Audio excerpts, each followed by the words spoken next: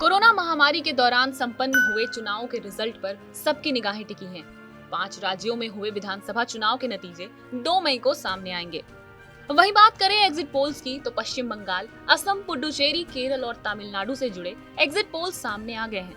Exit polls बताते हैं कि बंगाल, असम और केरल में सत्ता परिवर्तन के चांस बहुत कम हैं।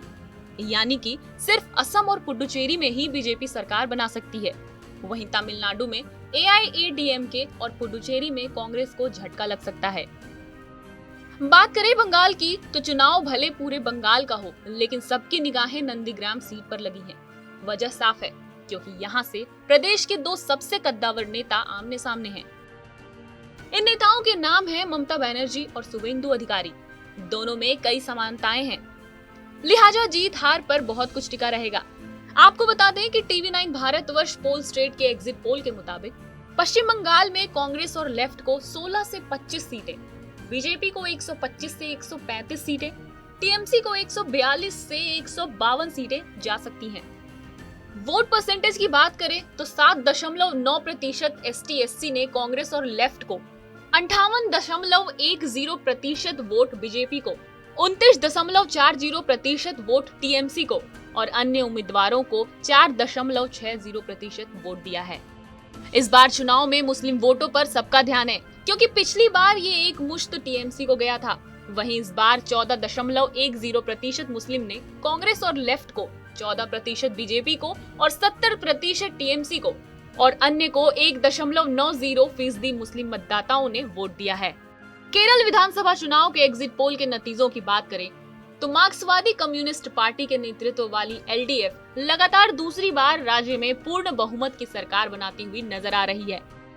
TV9 भारतवर्ष पोल स्टेट सर्वे में LDF को केरल की 140 सीटों में से 70 से 80 सीटें मिलती हुई दिखाई दे रही हैं, जबकि कांग्रेस के नेतृत्व वाली UDF केरल में दूसरा सबसे बड़ा गठबंधन बनता हुआ दिखाई दे रहा है। केरल में UDF को 59 से 69 सीटें मिल सकती हैं। केरल विधानसभा चुनाव 2021 के एग्जिट पोल बीजेपी के नेतृत्व वाली NDA के लिए काफी निराशाजनक दिख रहे हैं। एग्जिट पोल के नतीजों के मुताबिक केरल में NDA केवल 2 सीटों पर ही सिमटती नजर आ रही है। रिजल्ट इसलिए भी खास होगा क्योंकि केरल विधानसभा चुनाव प्रचार में राहुल गांधी ने अपनी पूरी ताकत झोंक दी थी। वहीं असम में 3 चरणों में 2021 विधानसभा का चुनाव समाप्त हुआ है। यहाँ पहले चरण की वोटिंग 27 मार्च को 47 विधानसभा सीटों पर हुई थी। इस चरण में 81.09 लाख मतदाताओं के साथ 72.10% वोटिंग हुई थी। असम के 126 विधानसभा सीटों पर 3 चरणों में 6 अप्रैल को चुनाव समाप्त हुआ था। यहाँ सत्तारूढ़ पार्टी बीजेपी और कांग्रेस प्लस AIUDF गठबंधन के बीच सीधी लड़ाई देखने को मिलेगी। असम में फिर से NDA की सरकार बन सकती है। असम में बीजेपी को 59 से 69 सीटों पर जीत मिल सकती है, वहीं कांग्रेस को 55 से 65 सीटों पर जीत मिल सकती है। असम में अन्य को 1 से 3 सीटों पर जीत हासिल हो सकती है। वहीं पुडुचेरी के एग्जिट पोल के मुताबिक AIADMK गठबंधन को 11 से 13 सीटों पर जीत मिल रही है और NDA को सिर्फ 17 से 19 सीटें मिल रही हैं।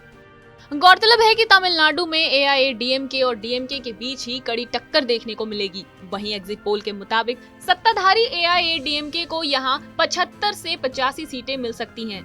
DMK को 143 से 153 सीटें मिल सकती हैं।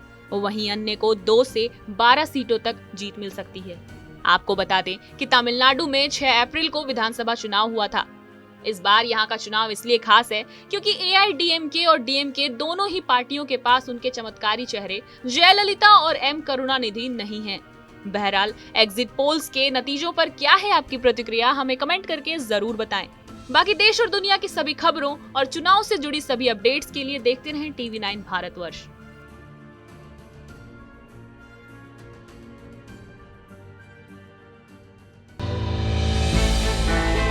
हमने की गलती फिर एक बार, कोरोना ने किया दोबारा प्रहार।